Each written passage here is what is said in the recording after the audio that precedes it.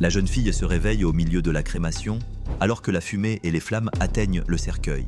Les employés entendent le bruit et appellent immédiatement la police, mais ce qui se passe ensuite fait pleurer toute la pauvre ville. Tout brûlait, mais à l'intérieur, ce n'était pas vraiment du feu, ce n'était pas une autre sorte de chaleur, c'était une chaleur qui venait de la poitrine, remontant lentement vers le cou et le visage. Une chaleur qui apportait la peur, la confusion, la douleur. Il faisait sombre, très sombre. Pas de lumière, pas de couleur. C'était comme être piégé dans une seule couleur. C'était comme être piégé dans une pièce sans fenêtre, mais pire encore, car là, même le silence n'était pas silence. Un bruit de métal frottant contre quelque chose retentit au loin, lentement, comme si quelqu'un poussait du fer contre du fer. Son corps ne répondait pas. C'était comme s'il était collé à quelque chose de dur, de lourd, froid à l'intérieur et chaud à l'extérieur. Une chaleur emprisonnée et étouffante. Elle essaya de bouger sa jambe, rien. Elle essaya de tourner la tête, rien. Elle essaya d'ouvrir les yeux, mais elle n'y parvint pas.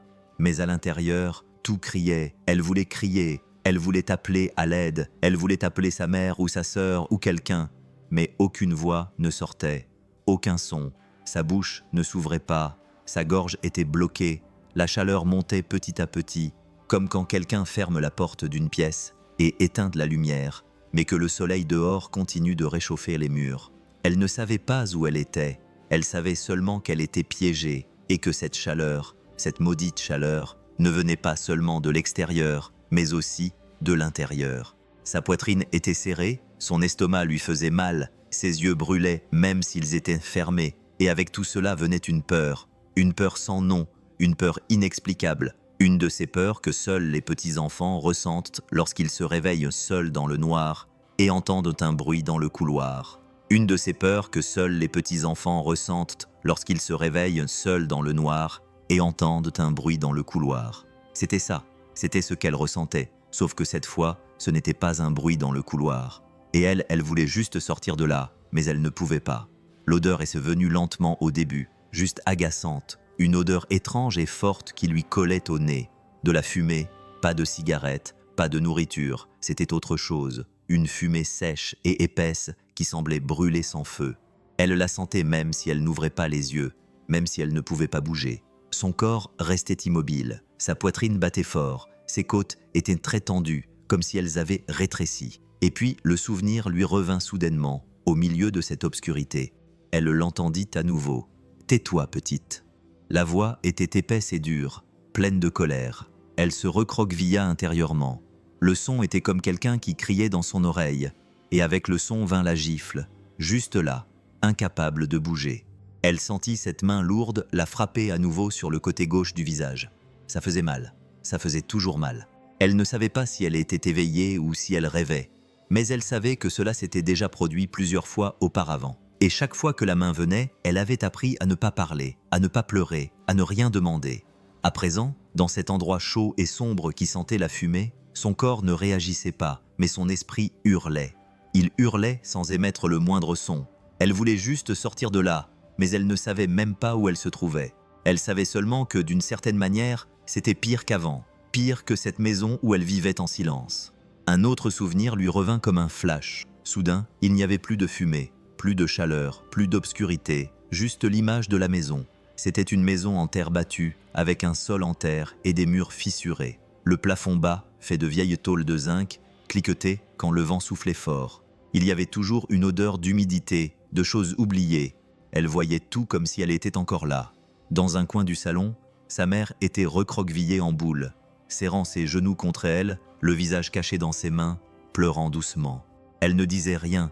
Elle se balançait simplement d'avant en arrière comme si elle voulait disparaître de l'autre côté. Son père se tenait debout, le visage grave et le regard dur. Il cracha sur le sol, produisant un bruit sec, puis dit « Elle est malade, elle ne sert à rien ». Sa voix était forte et froide comme s'il parlait d'un animal. Elle l'entendit, elle comprit, même si elle ne savait pas vraiment ce qu'il voulait dire. Elle comprit parce que la façon dont il le disait était celle d'une personne indifférente. La fillette était au milieu de la pièce, tremblante. Ses pieds nus touchaient la boue froide. Ses jambes étaient minces et faibles, son corps aussi maigre que lorsqu'elle essaya de faire un pas, elle tomba. Le sol arriva rapidement. La chute fut sèche, un petit choc sans cri, sans drame. Son visage toucha le sol dur, Et là, sur ce sol sale, elle resta. Elle avait mal à la tête, son corps ne réagissait pas, ses yeux ouverts ne voyaient que de la poussière, une poussière de café, immobile, avec une vieille odeur. Elle voulait appeler sa mère, mais sa mère ne faisait que pleurer. Elle voulait que son père la porte, mais il se détourna. Puis vint le silence, puis l'obscurité, une obscurité sans fin. Et maintenant c'était la chaleur qui revenait, et elle se demandait, incapable de former des mots, si après l'obscurité venait le feu, mais personne ne répondait, seulement son corps immobile, seulement la chaleur qui augmentait, et cette dernière image restait gravée dans sa poitrine, sa mère qui pleurait, et son père qui crachait, et elle qui tombait comme s'il l'avait laissée là pour disparaître. C'était la veille, à Santa Cruz del Monte, un petit village perdu au milieu de nulle part, avec des routes en terre, des maisons simples, des gens qui parlaient doucement et avaient les yeux fatigués, un endroit où la vie s'écoule lentement. La jeune fille était silencieuse depuis des jours. Elle ne mangeait pas, ne parlait pas, dormait beaucoup, son corps était mou, ses yeux enfoncés, et cette fièvre ne voulait pas disparaître. Sa mère lui préparait des tisanes, lui posait des compresses humides sur le front et priait doucement à son chevet.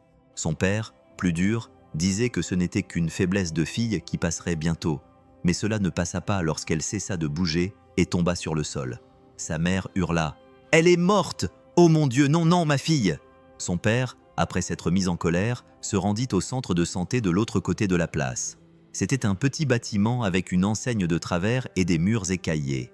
À l'intérieur, un médecin solitaire, vêtu d'une blouse sale et les yeux rougis par de nombreuses gardes, examina la fillette de loin, allongée sur une civière. Il toucha son cou, vérifia rapidement son pouls, regarda ses parents et, sans les regarder dans les yeux, dit « Mort subite ». Sa mère ne comprenait pas. « Comment ça ? Pourquoi ? C'était son cœur. Ça arrive aux enfants, on ne peut rien faire. » Il n'a demandé aucun examen ni posé aucune question. Il a pris un bout de papier et l'a rempli à la main d'une écriture précipitée, puis l'a tamponné d'un lourd sceau. Cause naturelle. Le père a regardé le papier et n'a presque rien compris à ce qui était écrit. « Vous devez signer ici », dit le médecin sans lever les yeux. Le père prit le stylo d'une main tremblante. La mère ne pouvait s'arrêter de pleurer. « Mais ils ne vont pas l'emmener pour faire des examens. Pourquoi ? Elle est déjà morte, madame. Cela ne fera que retarder les choses. Mieux vaut la laisser partir en paix. » Ils signèrent sans savoir, sans comprendre, sans poser de questions. Ils ont signé parce qu'ils faisaient confiance, parce qu'ils avaient peur, parce que personne là-bas ne savait ce qui était juste, encore moins eux. Le corps a été placé dans un simple sac, sans messe, sans fleurs, sans veillée funèbre. Et personne n'a posé d'autres questions dans cette petite ville où l'ignorance est plus ancienne que le temps et où la mort est encore traitée avec silence. Ils ont mis le cercueil dans la vieille voiture de la mairie, une camionnette transformée recouverte d'une bâche grise, sans fleurs, sans personne autour, pas d'adieu, seulement le silence et un morceau de papier avec un tampon collé à l'extérieur indiquant ce qu'elle était. Enfant décédé, cause naturelle. Le cercueil était léger, fait de bois mince, sans vernis, sans poignée, sans nom.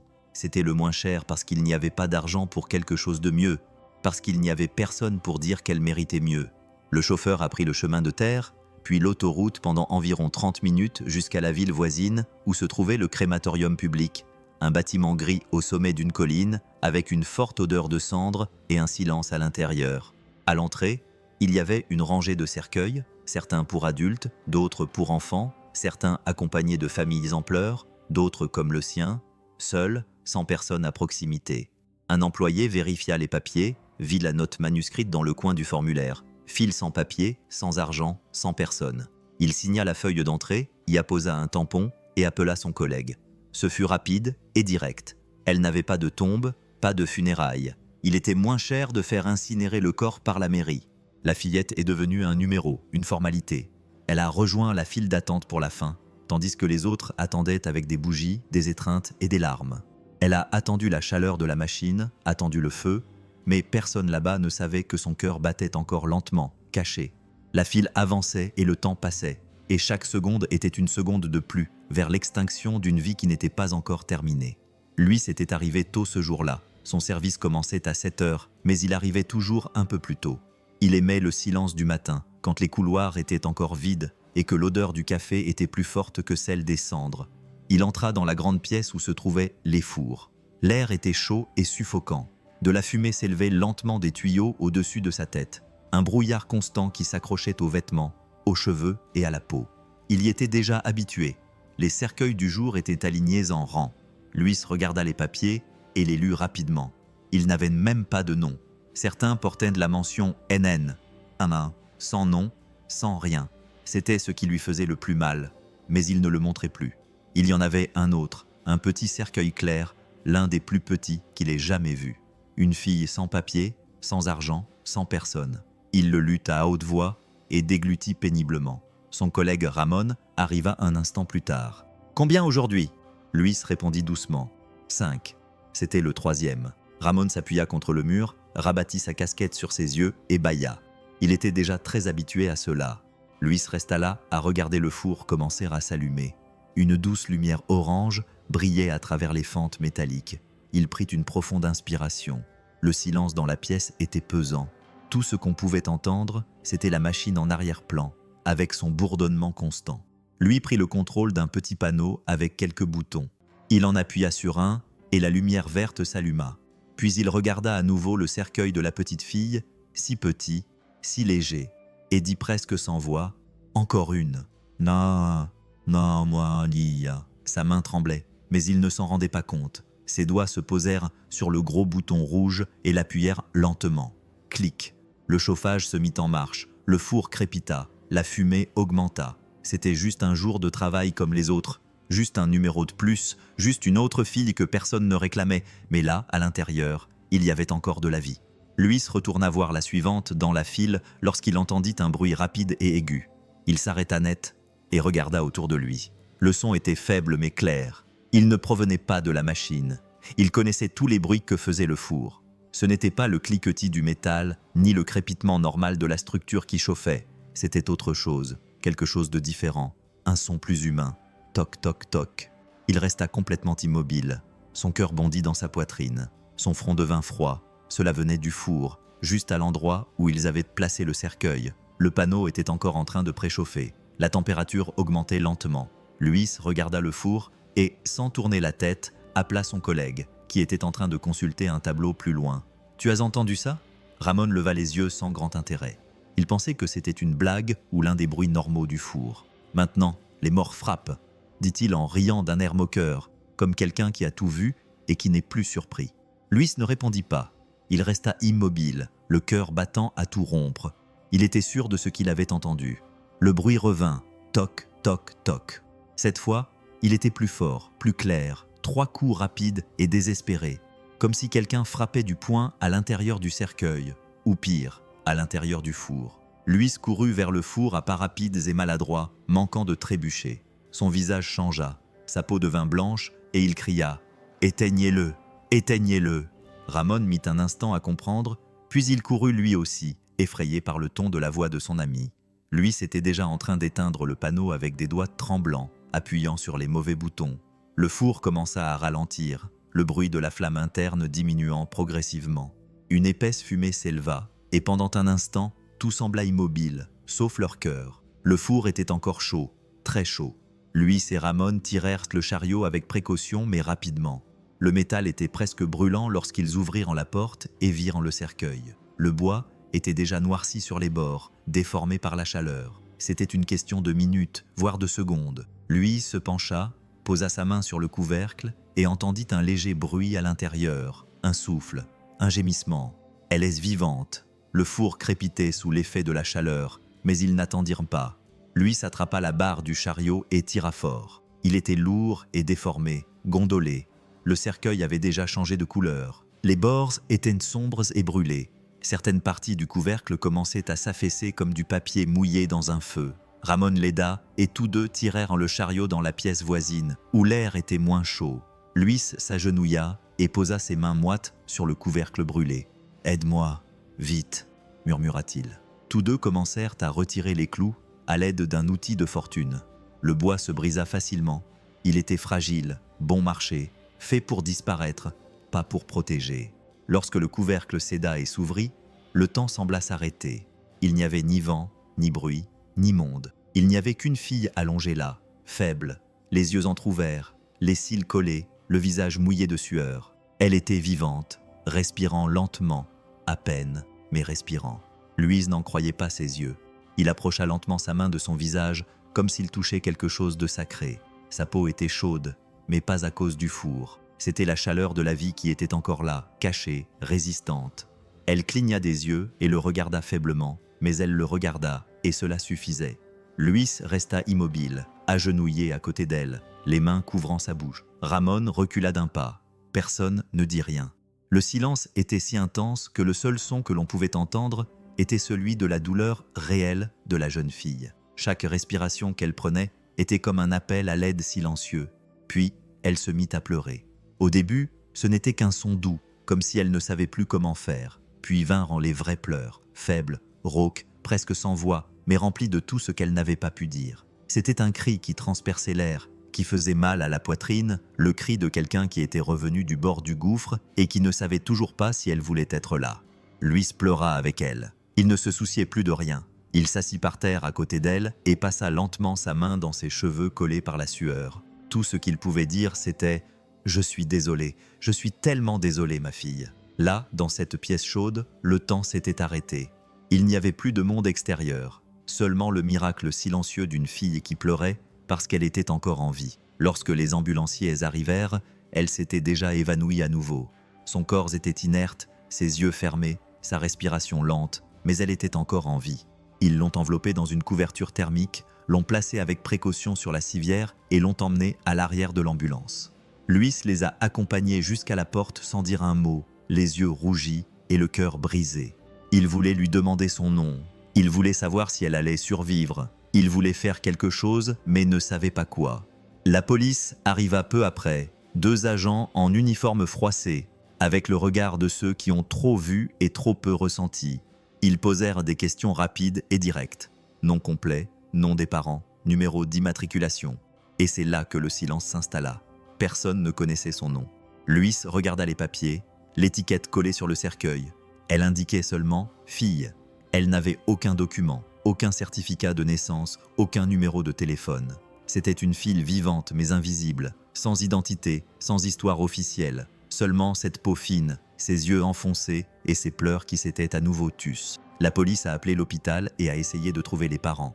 Mais il n'y avait ni numéro de téléphone, ni adresse fiable. Seulement des informations vagues sur un petit village isolé.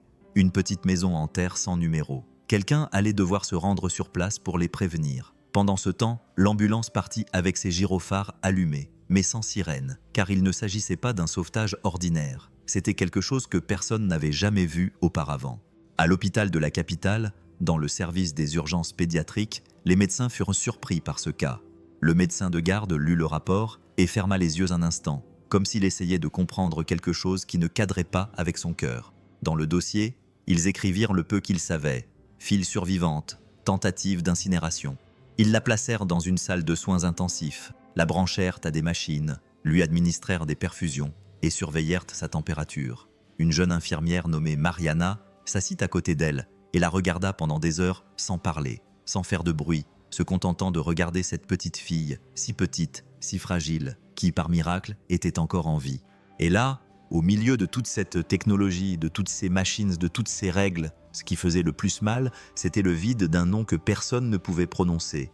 Une petite fille vivante, sans nom, sans personne, sans passé, mais avec un avenir qui dépendait désormais d'un fil très fin, presque invisible, appelé l'espoir. Le docteur Javier Morales est arrivé à l'hôpital à la fin de la matinée, la chemise légèrement moite sous sa blouse et un dossier rempli de documents sous le bras. Il était pédiatre depuis près de 20 ans et avait tout vu. Des enfants malades, des enfants abandonnés, des enfants blessés à l'intérieur comme à l'extérieur. Mais ce jour-là, lorsqu'il entra dans la salle des urgences et vit l'équipe rassemblée autour d'un lit isolé, il sentit que quelque chose était différent dans l'air. Une infirmière s'approcha de lui avec un visage sérieux et lui tendit le dossier. Il lut lentement, file survivante d'une tentative d'incinération. Il relut silencieusement, incapable de croire ce qu'il voyait. Il serra le dossier plus fort, la gorge sèche, et demanda à voir la fillette. On l'emmena dans l'une des chambres de l'unité de soins intensifs pédiatriques. Le bruit des machines était doux et constant. Dans le lit, un petit corps recroquevillé sous des draps blancs, le visage tourné sur le côté, la peau encore marquée de légères brûlures, surtout sur le front et le côté du cou. Ses cheveux fins étaient collés à son front. Sa poitrine se soulevait lentement à chaque respiration. Javier resta quelques secondes à la porte avant d'entrer. Il sentit un poids sur ses épaules. Quelque chose bougea en lui, un vieux souvenir, un vide qu'il avait appris à cacher. Il fit un pas, puis un autre. Il s'assit sur la chaise à côté du lit. Il ne dit rien, se contenta de la regarder. La petite fille semblait endormie, mais ce n'était pas le sommeil. C'était un coma léger, disait-il. Ses signes vitaux étaient stables, mais elle ne réagissait pas. Il prit délicatement sa petite main. Elle était si légère, si fine et encore chaude. Javier la serra doucement, et à ce contact, tout lui revint. Les souvenirs qu'il avait essayé de cacher pendant des années, sa propre fille qui était partie alors qu'elle était très jeune, une pneumonie mal diagnostiquée, une douleur que même le temps n'avait pas pu guérir. La fillette allongée là, inconsciente, lui ressemblait. Elle avait la même taille, la même fragilité. Javier prit une profonde inspiration et sentit ses yeux se remplir de larmes. Il ne les laissa pas couler, mais il ne fit pas semblant non plus. Il était trop humain pour cela. « Bonjour, ma petite », murmura-t-il. « Je ne sais pas qui tu es, mais je suis là. » Il resta là plus longtemps qu'il n'aurait dû. Il annula les rendez-vous suivants et demanda à prendre en charge l'ensemble du dossier. Il dit à l'équipe « Je vais garder un œil sur cette affaire. Cette fille a besoin de plus que des médicaments. » Personne ne dit rien. Ils voyaient tous dans ses yeux qu'il y avait plus que le travail. C'était son cœur, c'était une histoire. C'était un homme qui, en voyant une fille entre la vie et la mort, voyait aussi l'occasion de guérir une partie de lui-même. Et là, dans cette chambre silencieuse avec une fille sans nom et un médecin couvert de cicatrices invisibles, quelque chose de nouveau commença à naître. Ce n'était pas encore de l'espoir, c'était juste de l'attention, mais parfois, c'est ce qui vous sauve. Les journées étaient longues. Javier entrait et sortait de la chambre à la même heure chaque jour. Il avait le même regard calme, la même voix douce et une patience que seul quelqu'un qui a connu la vraie douleur peut avoir. Il se tenait près du lit, lui tenait la main, lui racontait des histoires sans début ni fin, juste pour remplir le silence. Parfois, il lisait à haute voix, d'autres fois, il restait simplement là, respirant avec elle, comme si son cœur pouvait rappeler au sien qu'il devait continuer à battre. Le temps passait lentement, chaque jour apportant un petit signe d'amélioration. Ses yeux bougeaient sous ses paupières, ses doigts réagissaient à de légères caresses, puis un matin, alors que personne ne s'y attendait, elle ouvrit les yeux. Ce fut lent au début, juste une petite fente, puis un lent clignement, comme si la lumière du monde lui faisait encore mal. Javier était assis à côté d'elle, comme toujours. Lorsqu'il la vit ouvrir les yeux, il s'approcha d'elle avec précaution. « Bonjour, ma petite, tu es réveillée ?» Elle ne répondit pas.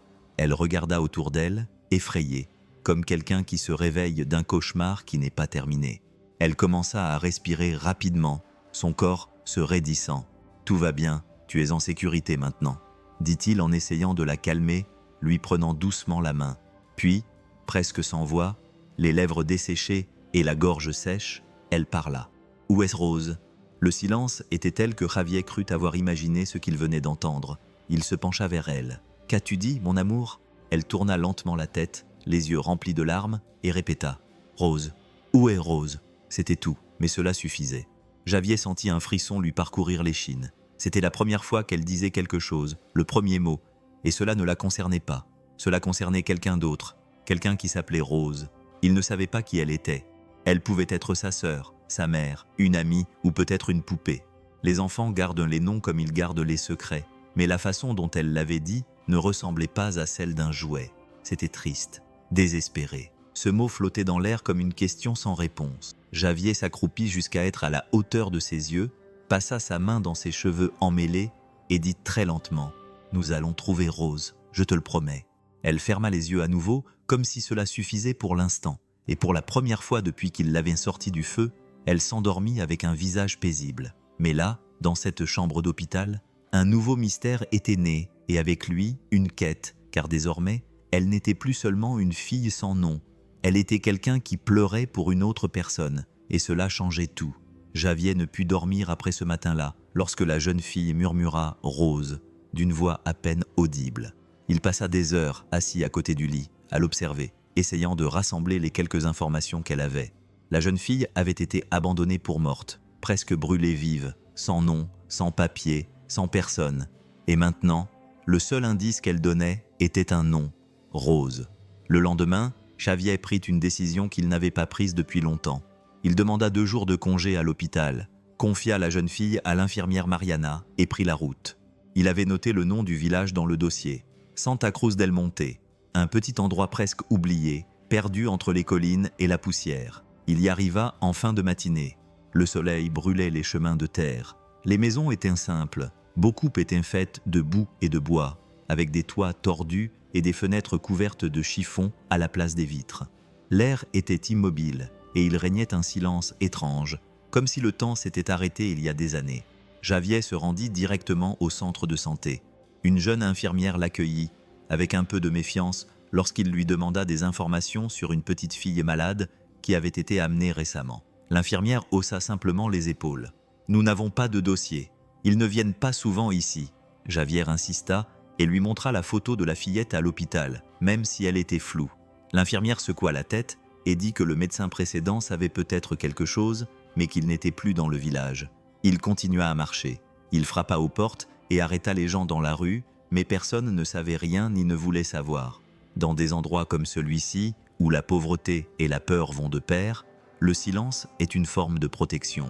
Mais alors qu'il passait devant une maison dont la terrasse s'était effondrée, une femme âgée assise sur un banc en bois l'interpella d'une voix rauque. « Tu cherches une fille, Xavier ?» Il s'arrêta immédiatement, fit demi-tour et s'approcha d'elle. « Oui, madame, une fille qui était très malade. Personne ne sait d'où elle venait. » Elle resta silencieuse un instant, les yeux fixés sur le sol, puis parla lentement, comme si elle avait peur de se souvenir. Il y avait une petite fille, toute petite, toujours malade, fiévreuse. Nous la voyions parfois de loin. Elle vivait là-bas, dans une maison en terre, avec ses parents, qui étaient discrets, pauvres, très pauvres. Le père était méchant, la mère ne parlait pas, elle ne faisait que pleurer. Javier déglutit péniblement. La femme continua. Un jour, la petite fille a disparu. Ils ont dit qu'elle était morte, mais personne n'est venu demander de l'aide. Personne n'a pleuré. J'ai juste vu que la maison était vide. Connaissez-vous le nom de la petite fille ? La femme secoua la tête. Non, mais on voyait bien qu'elle était maltraitée. Cela suffisait. Javier nota l'emplacement de la maison, la remercia les larmes aux yeux, retourna à la voiture et resta là un moment, agrippé au volant. Cette fille était invisible, même pour ses voisins. Elle souffrait en silence. Personne ne connaissait son nom, mais quelqu'un savait qu'elle était maltraitée et personne n'avait rien fait. La maison se trouvait au bout d'une ruelle en terre battue, loin des autres. Les fenêtres étaient cassées, avec des morceaux de tissu attachés à la place des vitres. La porte d'entrée ne fermait pas correctement et grinçait sous l'effet du vent. Javier resta debout devant elle pendant quelques secondes, en silence. Il sentait son cœur battre différemment, comme si cet endroit renfermait quelque chose qu'il ne pouvait toujours pas expliquer. Il poussa lentement la porte et entra. L'odeur était forte, humidité, poussière, abandon. Le sol était sale, couvert de vieilles empreintes de pas et de morceaux de bois épars. Les murs étaient tachés de saleté et de dessins d'enfants presque effacés, certains faits avec les doigts, d'autres avec ce qui semblait être du charbon. Javier traversa prudemment le petit salon et une cuisine de fortune équipée uniquement d'une vieille cuisinière et d'un évier sans robinet. Il n'y avait ni nourriture, ni vaisselle, aucun signe que quelqu'un vivait là actuellement. Tout était vide, vide de personne, mais rempli de silence. C'était comme si cette maison avait appris à rester silencieuse, comme si elle gardait cachés dans les fissures et la poussière les cris que personne ne voulait entendre. Dans un coin de ce qui semblait être une chambre, Javier vit un matelas fin posé à même le sol et recouvert d'une couverture déchirée. Il y avait un jouet cassé, une chaussure d'enfant, une bouteille en plastique contenant un peu d'eau sale, et au centre de la pièce, quelque chose attira son attention. Un morceau de papier froissé à moitié enfoui dans la terre sèche. Il se baissa et le ramassa avec précaution. C'était un simple dessin d'enfant réalisé au crayon de couleur. 2 filles se tenant la main, l'une avec une tresse et l'autre vêtue d'une robe bleue. Au-dessus d'elle, il y avait un soleil tordu et un cœur rouge. En haut de la page, écrites en grosses lettres irrégulières, les mots « Rose » et « Lily ». Javier sentit un frisson le parcourir. Ses yeux restèrent fixés sur ce mot « Lily ». Jusqu'à ce moment-là, personne ne connaissait le nom de la fillette hospitalisée. Aucun document, aucun indice. Mais maintenant, pour la première fois, il avait peut-être découvert qui elle était. Il se leva lentement, tenant le papier comme s'il s'agissait d'une preuve tangible que cette maison, même si ce n'était que pour une courte période, avait été le foyer de 2 filles. 2 filles qui avaient dessiné sur le sol la seule chose qu'elles savaient faire, s'imaginant heureuses, se tenant la main sous un soleil qu'elle n'avait peut-être jamais vu. Le silence de cette maison était douloureux, et ce simple morceau de papier pesait désormais comme un cri figé dans le temps. Il partit, pensif. Le lendemain, lorsque la police trouva enfin les parents, ils se trouvaient dans la même maison en terre que Javier avait visitée la veille, comme s'ils s'étaient cachés. Ils furent accueillis par le silence. Le père sortit le premier, un homme à l'air fatigué, la peau brûlée par le soleil, les mains rugueuses et silencieuses. Derrière lui venait la mère, trop jeune pour avoir une telle tristesse sur le visage, les yeux baissés, les pieds nus, la voix coincée dans la gorge. La première question était simple, mais elle les a brisés. « Avez-vous une fille qui s'appelle Lily ?» Le père s'est lentement gratté la tête et a détourné le regard. La mère a pleuré en silence, puis il a dit, presque sans bouger les lèvres. Elle a arrêté de respirer. Nous avons appelé le médecin. La police a tout noté. Javier a écouté le cœur lourd. La fillette est restée silencieuse pendant quelques jours. Elle ne mangeait pas, ne parlait pas, puis elle est restée allongée sans bouger. Sa mère s'est inquiétée et a crié « Alors je suis allé au centre de santé ». Le médecin est venu, l'a examinée et a dit qu'elle était déjà morte. Sa mère, recroquevillée dans un coin du porche, a essayé de parler, mais elle n'a fait que pleurer jusqu'à ce qu'elle parvienne à dire « Ils nous ont fait signer un papier. Nous ne savons pas bien lire. Nous avons juste fait ce qu'ils nous ont dit. Ils n'ont pas vérifié si elle était encore en vie. » Son père a levé la tête, les yeux rougis. « Nous ne savions pas. Elle était froide et immobile. Le médecin a dit qu'elle était morte, alors nous l'avons crue. Elle ne pouvait plus continuer. » Il s'est assis sur la marche et s'est couvert le visage de ses mains.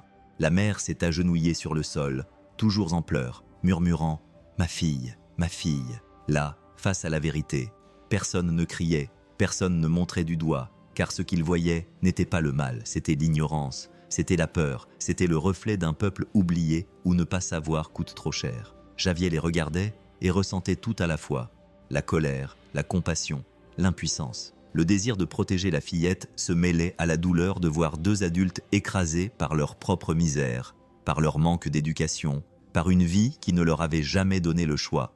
Puis le père a dit doucement, les yeux fixés au sol, « Nous ne savions pas qu'elle était encore en vie. Si j'avais su, je le jure devant Dieu, je l'aurais serrée dans mes bras, je ne l'aurais pas laissée partir. C'était trop tard, oui, mais c'était vrai, et ça faisait mal comme un coup de couteau. » La jeune fille était encore à l'hôpital lorsque ses parents sont arrivés, amenés par la police. Ils ne savaient pas quoi faire. Ils ne savaient pas quoi dire. La mère était venue les yeux rougis, vêtue d'un vieux chemisier trop grand qui lui couvrait les mains, comme si elle voulait disparaître. Son père, la tête baissée, mâchait une cigarette éteinte, comme si c'était la seule chose qui le maintenait debout. Javier les attendait à la porte de la chambre. Il ne les a pas embrassés ni réprimandés. Il est resté là, à les regarder, la poitrine serrée, le cœur déchiré entre l'image de cette fille seule dans un four, brûlée vive à cause d'une erreur, d'une négligence. De l'autre côté, ces deux adultes devant lui, deux fantômes d'êtres humains écrasés par la vie, l'ignorance, la pauvreté et une douleur qu'il ne savait même pas nommer. La mère fut la première à s'approcher. Elle entra lentement, marchant comme si elle pénétrait dans un lieu sacré. Quand elle vit sa fille allongée, les yeux fermés, son petit visage encore marqué par les brûlures, elle ne put le supporter. Elle tomba à genoux près du lit. Elle posa sa tête sur le matelas et pleura doucement, prononçant des phrases incohérentes. « Pardonne-moi, pardonne-moi mon amour, je ne savais pas, je ne savais pas. » Elle resta là à demander pardon, comme si elle ne comprenait pas ce qu'elle disait, comme quelqu'un qui se noie dans la culpabilité et ne sait pas nager. Ce n'était pas une mauvaise femme. C'était une grande fille qui portait en elle des douleurs qui ne guérissaient jamais, des peurs qu'elle ne savait pas affronter. Elle n'avait jamais appris à prendre soin, à protéger, à aimer comme il faut.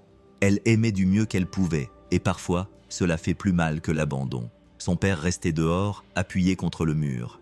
Il alluma une cigarette de ses mains tremblantes. Il ne regardait pas vers la chambre. Il n'essayait pas d'entrer. Il fumait simplement et soufflait la fumée avec colère, comme si cela pouvait effacer quelque chose en lui. Javier s'approcha de lui. « Elle est en vie, mais à peine. » L'homme acquiesça sans lever les yeux. Il ne dit rien. Son silence en disait long. Vous saviez qu'elle souffrait. L'homme se mordit la lèvre, prit une profonde inspiration et, après un long moment, répondit « Je ne savais pas quoi faire. On ne sait pas ces choses-là.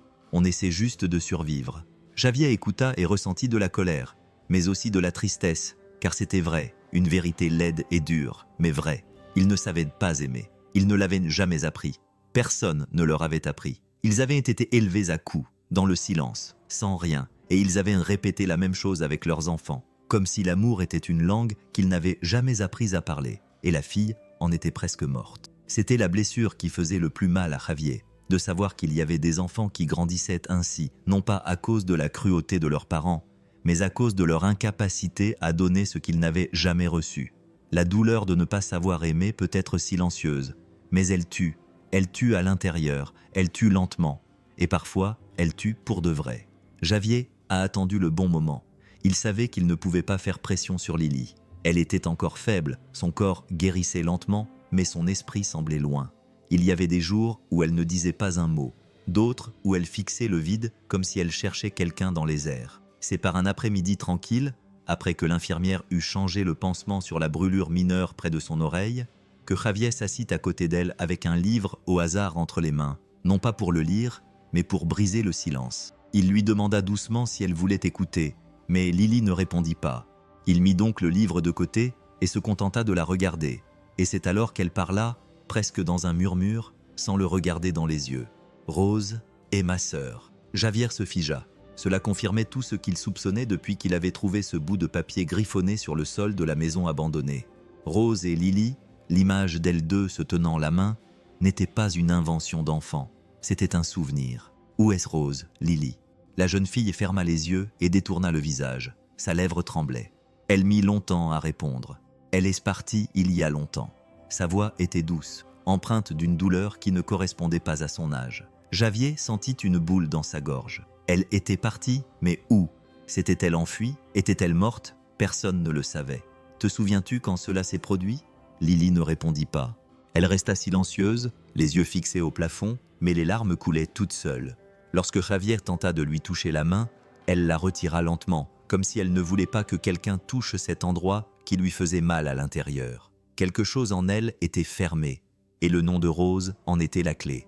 Lily ne pleurait pas bruyamment. C'était comme si elle avait appris toute sa vie à pleurer sans faire de bruit, comme si elle avait appris à tout cacher, même ce qui la blessait le plus. Javier quitta la pièce sans faire d'histoire, mais à l'intérieur, quelque chose bouillonnait.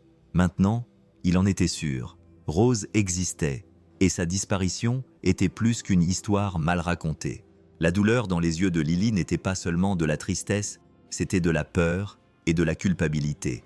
C'était le souvenir de quelque chose que personne ne voulait voir, et Javier le savait. Il devait découvrir la vérité, car tant que Lily ne saurait pas que sa sœur allait bien, où qu'elle soit, cette blessure en elle ne guérirait pas. Javier retourna dans la capitale avec le nom de Rose qui tournait dans sa tête. Quelque chose en lui disait que c'était plus grave qu'il n'y paraissait. Cette fille, Lily, n'était pas la seule à avoir souffert dans cette maison. Il y en avait d'autres, et il avait besoin de comprendre. Il se rendit au bureau des services sociaux, un vieux bâtiment du centre-ville où étaient conservés les dossiers les plus anciens. Il passa des heures à fouiller dans les dossiers, les notes manuscrites, les papiers jaunis par le temps et la négligence. Puis il trouva une plainte déposée 3 ans auparavant par une voisine, Doña Esperanza, du même village. Elle décrivait des cris, des coups, des enfants très maigres, laissés seuls pendant des heures. Le rapport indiquait que la sœur aînée, Rose, protégeait toujours la petite, la cachant sous le lit lorsque leur père criait. Le dossier portait le cachet des services sociaux. L'affaire était ouverte, mais une seule fille avait été emmenée. Rose, la sœur aînée, celle qui avait pris la défense de sa sœur, avait été emmenée dans un foyer, mais après cela, plus rien. Aucune nouvelle, aucune visite. Personne n'a vérifié ce qui était arrivé à la petite. Lily est restée sur place, et personne n'est revenu la chercher. Javier ferma les yeux et serra le papier entre ses doigts. Il ressentit une rage sèche mêlée de tristesse. Comment un enfant pouvait-il être oublié ainsi? Comment quelqu'un pouvait-il voir 2 corps battus et n'en sauver qu'un seul? De retour à l'hôpital, quelque chose le tracassait. C'étaient les vêtements, les seuls que Lily portait lorsqu'elle a failli être brûlée vive. L'infirmière les avait mis dans un sac en plastique et les avait mis de côté. Javier a pris ses vêtements sales, qui sentaient encore la fumée, et les a examinés attentivement. C'est dans la poche de la robe, cousue à l'intérieur, qu'il a trouvé un petit morceau de papier plié plusieurs fois, presque de la taille d'un timbre. Il l'a ouvert calmement. C'était une feuille de cahier, avec l'écriture tremblante d'une fille en haut, Une phrase écrite avec force, comme par quelqu'un qui savait qu'il ne lui restait plus beaucoup de temps. « Si je meurs, dites-leur que je veux vivre avec quelqu'un qui me regarde avec amour. » Javier resta immobile, le papier entre les doigts, la poitrine serrée et le souffle coupé. Cette phrase était comme un cri du fond d'un puits. C'était un appel à l'aide qu'elle avait laissé au cas où elle ne se réveillerait pas. Un dernier souhait écrit avec l'innocence de quelqu'un qui voulait simplement être vu, ressenti, aimé. Il s'assit là, sur le sol du couloir de l'hôpital, et pleura. Il pleura silencieusement, sans hâte, comme si chaque larme effaçait l'injustice de toutes ces années, car personne ne devrait être assez petit pour écrire son propre testament, ne demandant qu'un regard aimant. Javier ne s'est pas arrêté après la petite note. La douleur dans les mots de la jeune fille était une blessure qu'il ne pouvait plus ignorer. Avec le nom Rose dans sa main et l'ancien rapport comme preuve, il a demandé l'aide des travailleurs sociaux de la capitale. Il a vérifié les dossiers, s'est rendu dans des refuges, a comparé les noms et les dates. Ce n'était pas facile. Il y avait beaucoup de roses, beaucoup de papiers incomplets, beaucoup de filles abandonnées par le monde sans destination.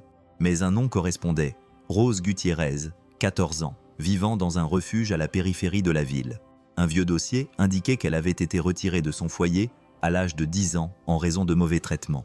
Sur le dossier, une petite note presque effacée indiquait qu'elle avait une sœur cadette qui n'avait pas pu être localisée. Javier s'y rendit le jour même. Le refuge était simple mais propre. Rose était dans la cour, assise sous un arbre, les cheveux attachés en un chignon improvisé, le regard perdu dans le ciel, lorsque le directeur de l'établissement l'a appelée pour lui dire que quelqu'un voulait lui parler. Elle s'est levée lentement, méfiante, comme quelqu'un qui a appris à ne pas attendre grand-chose de la vie.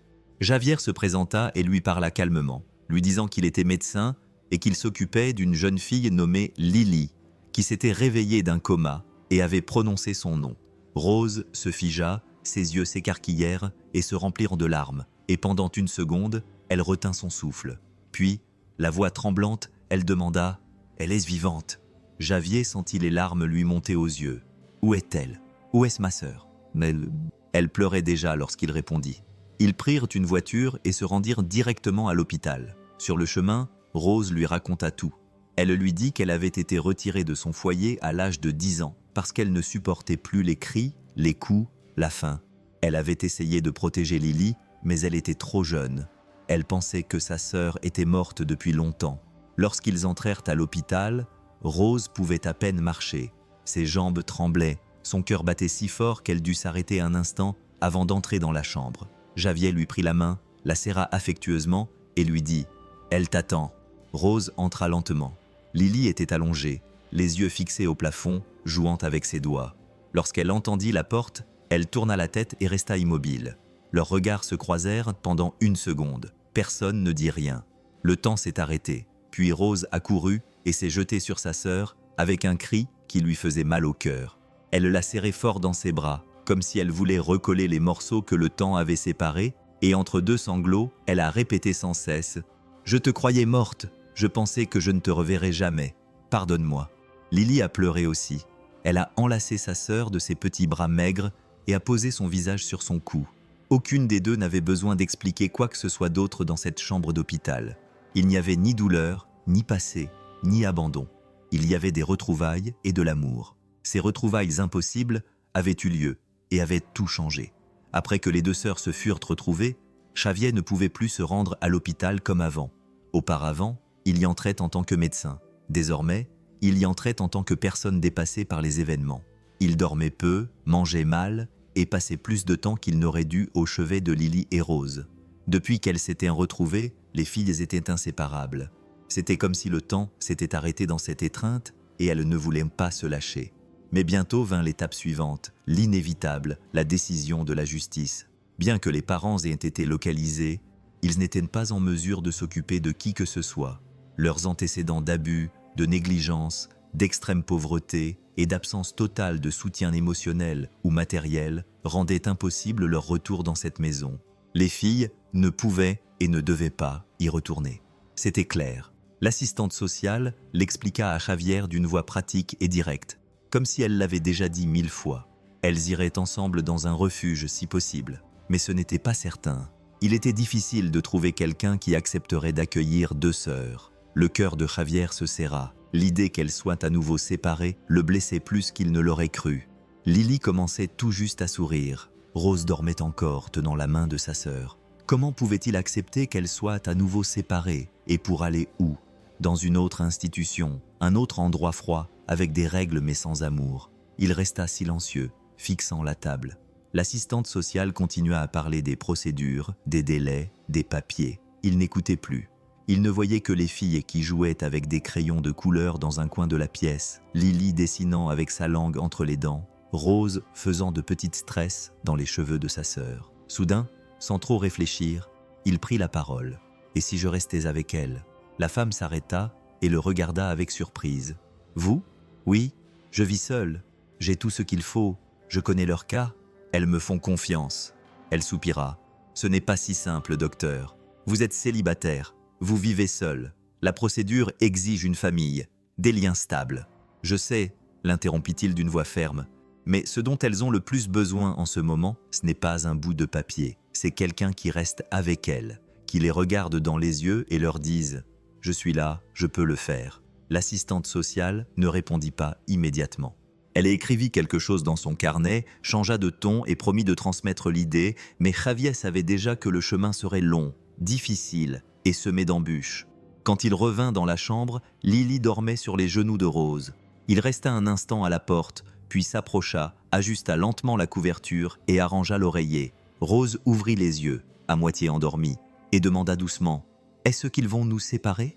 Javier retint ses larmes et sourit faiblement, répondant « Je ferai tout ce que je peux pour que cela n'arrive pas. » Ces mots n'étaient pas une promesse, mais un souhait, une prière de quelqu'un qui, pour la première fois, envisageait d'adopter quelque chose qui ne correspondait pas à un diagnostic. 2 filles blessées, mais avides d'amour. Javier était assis devant la juge lorsqu'il entendit les mots qu'il redoutait le plus. Sa voix était ferme mais froide, comme si cela ne la concernait pas. La demande de garde temporaire est rejetée pour le moment. Il crut avoir mal entendu. Il resta immobile, attendant qu'elle ajoute quelque chose, mais elle ne dit rien. La juge ajusta ses lunettes, rassembla ses papiers et expliqua. « Vous êtes célibataire, vous n'avez aucun antécédent d'adoption, vous vivez seul, vous ne correspondez pas au profil familial traditionnel requis pour ce type de garde urgente. » Javier fut incapable de réagir. Ces mots le frappèrent comme des coups de marteau. Tout ce qu'il avait vécu avec ses filles ces derniers jours, tout l'amour, toute l'attention, rien de tout cela ne comptait. Il quitta la pièce sans savoir où aller. Son corps marchait, mais son esprit était vide. Il ne pouvait penser qu'aux 2 filles endormies dans les bras l'une de l'autre et à la question posée par Rose la veille au soir. « Vont-ils nous séparer ?» De retour à l'hôpital, il s'assit sur le bord du lit de Lily, incapable de cacher l'épuisement qui se lisait sur son visage. Elle le remarqua immédiatement et le regarda comme quelqu'un qui sent le danger avant qu'on ne le lui dise. Que s'est-il passé, Javier? Il déglutit péniblement et essaya de sourire, mais il n'y parvint pas. Il lui caressa tendrement les cheveux. « Les tribunaux ne m'ont pas laissé faire. Ils disent que je ne peux pas m'occuper de toi. » Lily resta silencieuse pendant un moment, puis lui serra la main très fort et demanda d'une voix basse et dure, comme un coup de poing. « Tu vas donc me quitter à nouveau ?» C'était comme un coup de poignard dans le cœur. Il n'y avait pas de bonne réponse, aucune explication ne suffirait. Javier voulait parler, mais les mots ne sortaient pas. Il resta là, immobile, les yeux remplis de larmes et le cœur brisé, mais il savait qu'il ne pouvait pas laisser les choses se terminer ainsi. Le lendemain, il se leva tôt, prit sa voiture et se rendit directement à une chaîne de télévision locale. Il demanda à parler au service de l'information et leur raconta tout, toute l'histoire, de l'erreur médicale au four, en passant par le mot chuchoté à Rose. Il leur montra les photos, le dessin trouvé dans la maison, le bout de papier dans la poche de la robe, la lettre écrite par la jeune fille qui voulait simplement vivre avec quelqu'un qui la regarderait avec amour. La journaliste n'a pas pu retenir ses larmes. L'équipe technique est restée silencieuse. En moins de 24 heures, l'histoire a été diffusée à la télévision et la réaction a été immédiate. Des milliers de personnes l'ont partagée, commenté, se sont indignées. Il était impossible d'entendre cette histoire sans ressentir quelque chose, sans se mettre à sa place, sans se dire « Et si c'était ma fille ?» Sous pression, le système judiciaire a compris qu'il ne s'agissait plus d'une simple formalité.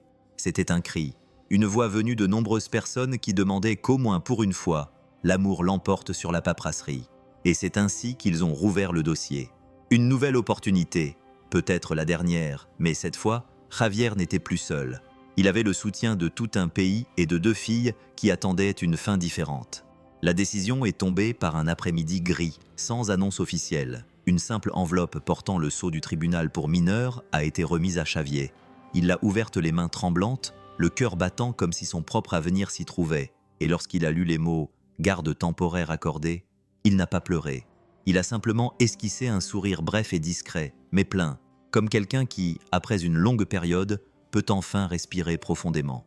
Le jour même, il retourna à l'hôpital avec le document en main. Rose le vit arriver et courut l'enlacer. Lily, plus faible, l'attendait dans son lit, les yeux brillants, comme si elle savait déjà. Xavier s'agenouilla devant elle et dit d'une voix tremblante « Rentrons à la maison ». Et c'est ce qui se passa. Sa maison, qui était autrefois si calme, devint autre chose. Elle était petite, avec 2 chambres, un petit salon et une cuisine où 3 personnes pouvaient à peine tenir en même temps, mais désormais, chaque recoin était rempli de vie, de rires doux pendant la journée, du bruit des crayons griffonnant sur le papier, de la télévision à faible volume diffusant des dessins animés qu'il n'avait plus regardés depuis qu'il avait perdu sa fille. Dans la cuisine, l'odeur des gâteaux commença à faire partie des après-midi. Rose aidait à casser les œufs, Lily mélangeait la pâte avec plus de soin, et les rires des 2 remplissèrent la maison comme si c'était de la musique. Le soir, après leur bain, venait le moment des livres. Xavier s'asseyait entre les lits, ouvrait un livre pour enfants et lisait calmement, s'arrêtant pour prendre des voix amusantes. Les filles écoutaient les yeux grands ouverts. Parfois, elles riaient, parfois, elles s'endormaient au milieu de l'histoire. La chambre qui était autrefois vide avait désormais des couleurs. 2 lits simples, des couvertures à fleurs, un dessin collé au mur. La famille Morales. Rose l'avait dessiné, Lily l'avait peint, et Xavier le regardait simplement, les larmes aux yeux, allongé dans la chambre voisine. Il écoutait leur respiration, l'une plus douce, l'autre plus profonde. Et pour la première fois depuis de nombreuses années, il n'avait pas l'impression qu'il lui manquait quelque chose, ni la fille qu'il avait perdue, ni la vie qu'il pensait ne jamais retrouver. Dans ce silence significatif, Xavier dormait paisiblement, car maintenant, enfin, il y avait un foyer, un petit foyer fait de silence et d'amour, et c'était tout ce dont ils avaient de besoin, tout ce dont ils ne savaient pas non plus qu'il avait besoin. C'était l'un de ces matins clairs où le soleil brille doucement à travers les interstices de la fenêtre. Rose était déjà dans la cuisine pour aider Xavier à préparer le petit déjeuner, mais Lily mettait beaucoup de temps à sortir de sa chambre. Xavier, une tasse à la main, demanda « Tout va bien là-dedans » Elle répondit d'une voix calme « Oui, je me regarde juste dans le miroir ». Lily se tenait devant le petit miroir accroché au mur, le seul que Xavier avait pu leur procurer. Ses cheveux, encore un peu en bataille après le sommeil, tombaient sur ses épaules. Et là, près de son oreille droite, se trouvait une marque légère, presque invisible de loin, mais perceptible. C'était la cicatrice, le souvenir de quelque chose que personne ne devrait jamais avoir à vivre. Une fine ligne courbée par la chaleur, le désespoir, l'erreur, le signe d'un jour où presque tout avait pris fin. Elle la fixa pendant un moment, non pas avec tristesse ou colère, mais avec un regard différent. Elle toucha lentement la marque avec son doigt, comme pour voir si elle faisait encore mal, mais elle ne faisait plus mal. La peau était ferme, vivante, tout comme sa poitrine. Elle esquissa un petit sourire discret, mais plein de sens, puis elle se dit, comme si cette phrase avait été enfouie depuis longtemps, « C'est le feu qui m'a réveillée. » Gomieto. Elle ne l'a pas dit avec douleur. Il n'y avait aucun poids dans cette phrase, seulement la vérité. Cette douleur, cette chaleur, ce cri que personne n'a entendu, c'est ce qui l'a fait revenir. C'est ce qui a permis à quelqu'un de l'entendre. C'est ce qui l'a sauvée. Et maintenant, avec cette marque sur son visage, elle ne ressentait plus de honte, mais de la fierté. C'était la preuve de tout ce qu'elle avait vécu et enduré. Car cette marque n'était pas une fin, c'était un commencement. C'était le point exact où la vie avait recommencé. Et chaque fois qu'elle se regardait dans le miroir, elle ne voyait pas la douleur. Elle voyait la force, le courage d'être revenue, le courage de continuer. Lily quitta la pièce, les cheveux attachés sur le côté, sans cacher sa cicatrice. Xavier la vit mais ne dit rien. Il se contenta de lui sourire, les yeux humides, car il savait que ce sourire en disait plus long que n'importe quel mot. C'était le sourire de quelqu'un qui savait déjà qu'elle était forte, qu'elle était aimée et qu'elle était vivante. C'était un après-midi ordinaire. Xavier faisait la vaisselle pendant que les filles faisaient leurs devoirs à la table de la salle à manger. Le bruit des crayons sur le papier était doux, presque comme un murmure. L'odeur du pain qui cuisait emplissait la maison et tout semblait paisible jusqu'à ce que la sonnette retentisse. Javier s'essuya les mains, ouvrit la porte et se figea. C'était elle, la mère des filles. Elle était plus mince, son visage semblait fatigué, ses yeux enfoncés. Elle serrait un vieux sac contre sa poitrine, comme si elle portait un lourd fardeau depuis longtemps. « Je veux juste voir mes filles », dit-elle à voix basse. Javier hésita, puis appela Rose et Lily. Rose se figea lorsqu'elle l'entendit. Son visage changea. Elle secoua la tête et courut vers sa chambre. Elle ne voulait pas, mais Lily resta immobile, regarda la porte ouverte, regarda Javier et marcha lentement vers la porte. La mère s'approcha, s'agenouilla, les yeux remplis de larmes. « Ma fille, je ne savais pas comment m'occuper de Lily. » Lily écouta sans s'enfuir.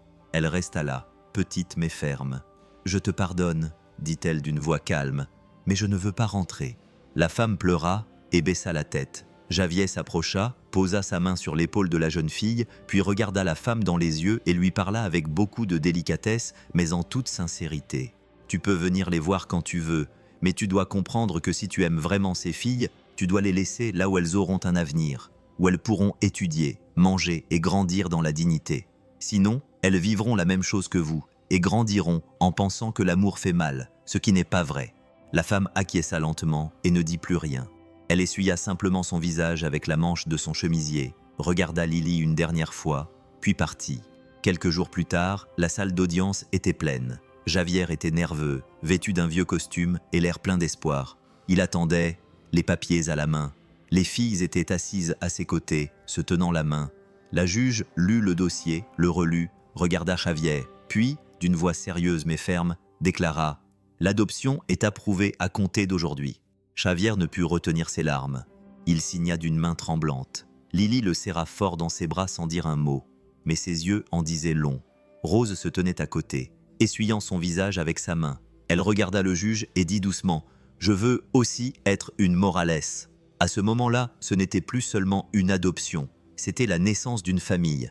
Une de ces familles qui ne sont pas formées par le sang, mais par la détermination, le courage et l'amour. Il était tard lorsque Javier emmena les filles se promener. La place du quartier était calme, pleine d'arbres, avec une odeur de pop-corn dans l'air. Le ciel était orange, le soleil se cachant lentement derrière les bâtiments, donnant un sentiment de paix qui semblait fait pour eux alors qu'ils marchaient main dans la main, tous les trois, Javier au milieu, Lily d'un côté et Rose de l'autre. Ils riaient d'une blague idiote, une blague qu'eux seuls comprenaient.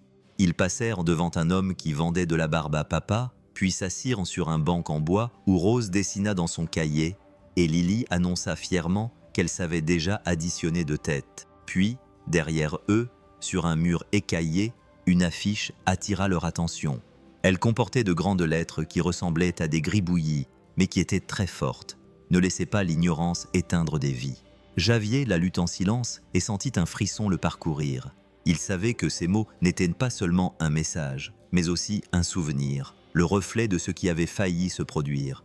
Car si le four avait fonctionné 5 minutes de plus, si personne n'avait entendu ce bruit impossible, si Lily n'avait pas frappé à la porte avec le peu de force qui lui restait, elle ne serait pas là. Elle ne sourirait pas, ne courrait pas et ne dirait pas « papa » avant de s'endormir.